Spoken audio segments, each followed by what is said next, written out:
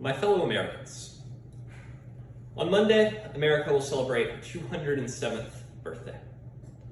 I love the 4th of July. I enjoy picnics and fireworks and long summer days.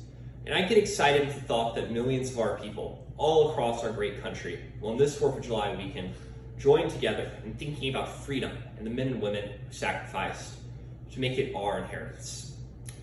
It's easy to forget just what a revolution these Americans made. It's easy to forget how they amazed the world and how many hopes they raised.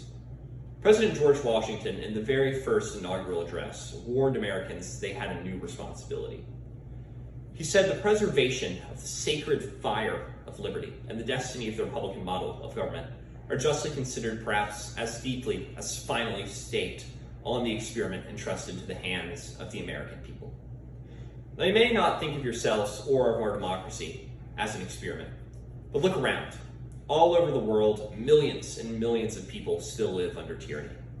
Their leaders claim that they are the wave of the future, that history is on their side. And yet their people look to us for hope. The people look to America as the cradle of freedom, the place where the great civilized ideas of individual liberty, representative government, and the rule of law under God are realities. Yes, these people see America as the experiment that works. And democracy works because of the physical and moral courage of individuals, some famous, others deserving of recognition. I think of a group of women we honored in Washington this past April, an honor long overdue. They were nurses who'd been captured in the Philippines during World War II and spent nearly 3 years in prison camps.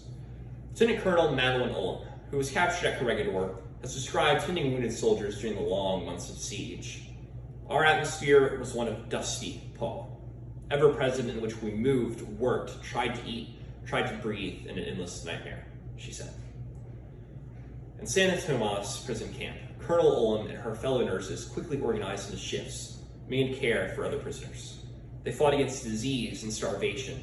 They lacked medicine and equipment and food.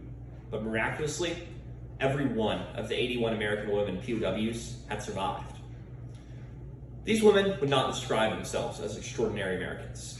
They simply volunteered to serve their country, and they chose to serve it with courage and hope. Their patriotism, as they gathered in Washington 40 years after their capture and imprisonment, remains strong and vibrant. Of course, we're accustomed to thinking of courage during a time of war, but democracy requires political courage as well. 1954, when he was convalescing from a painful back operation, Senator John F. Kennedy had time to think about political courage. The result was a book entitled Profiles in Courage, in which he wrote, "In the days ahead, only the very courageous will be able to take the hard and unpopular decisions necessary for our survival and struggle with a powerful enemy. Only the very courageous will be able to keep alive the spirit of individualism and dissent which gave birth to this nation, nourished as an infant and carried it through its severest tests upon the attainment of its maturity."